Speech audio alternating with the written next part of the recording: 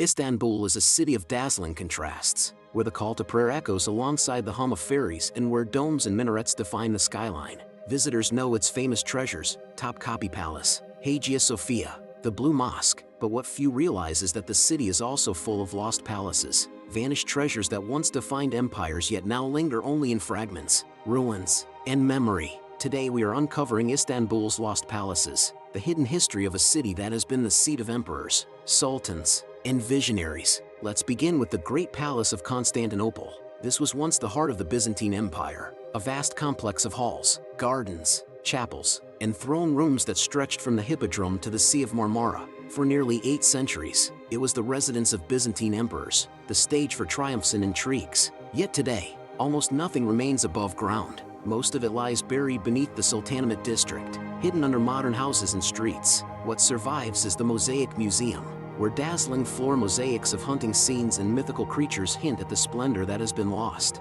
Walking here, you feel the ghost of an empire that once rivaled Rome in glory. Not far away once stood the Bucoleon Palace, perched along the city walls facing the sea. This was another imperial residence of the Byzantines, famous for its marble facades and its balconies overlooking the waves. Fragments of it still survive. Hidden near the Kennedy-Kadesi Highway, a few weathered arches and stone walls stand silently against the modern road, reminders of a palace where emperors once gazed out over the Bosphorus. To stumble upon these ruins today is to discover a forgotten chapter of Constantinople, one that most tourists walk past without noticing.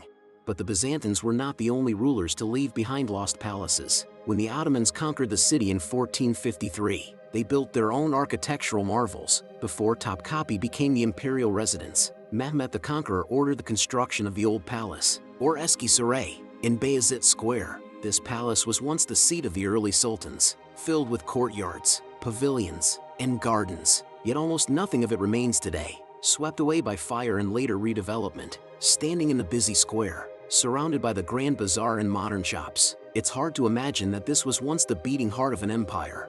Another forgotten jewel is the Palace of Ibrahim Pasha, located right beside the Hippodrome. It was one of the finest Ottoman residences of its time, built in the 16th century. Today, part of it survives as the Turkish and Islamic Arts Museum, but the majority of the palace is gone. Still, wandering its halls and gazing at its arcades, you can picture the grandeur of the man who rose from slave to Grand Vizier, only to meet a tragic end when he fell from the Sultan's favor.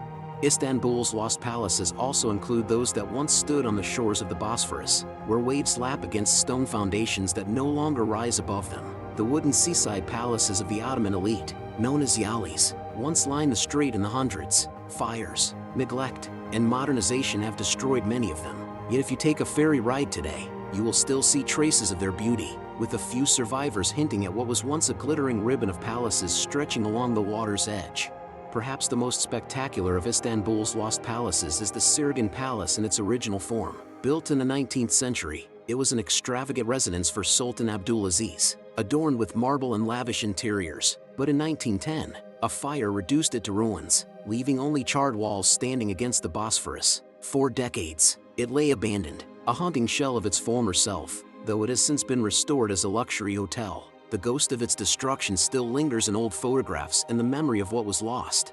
And then there are palaces that never truly disappeared but instead were transformed into something entirely different. Take Dolmabahce Palace, for example. While not lost, it stands on the site of earlier royal gardens and pavilions that were swept away to make room for this 19th century marvel. Or the Yıldız Palace complex, sprawling across the hills above Besiktas, which hides forgotten pavilions and kiosks in its wooded grounds. These are reminders that Istanbul's palaces are not static monuments but living, changing symbols of power and ambition.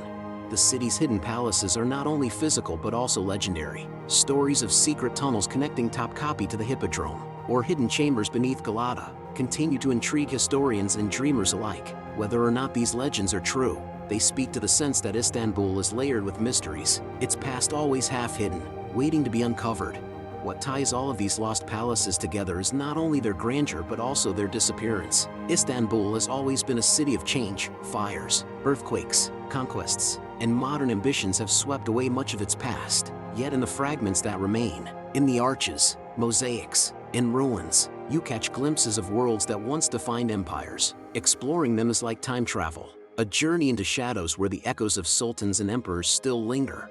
So next time you think of Istanbul, Don't just picture the minarets and bazaars. Picture a mosaic floor hidden beneath a modern street. Picture arches crumbling by the sea, unseen by the crowds rushing past. Picture the ghost of a palace blazing in firelight against the Bosphorus. That is Istanbul's hidden history, a city not only of monuments but of lost palaces, their stories waiting quietly in the margins.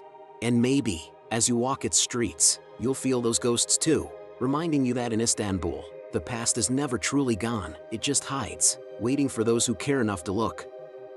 If you liked this video, don't forget to give it a thumbs up, it really helps the channel out. Share it with a friend who loves a good mystery as much as you do. And if you haven't subscribed yet, now's the perfect time. There's plenty more to uncover, and I'd love for you to be part of the journey.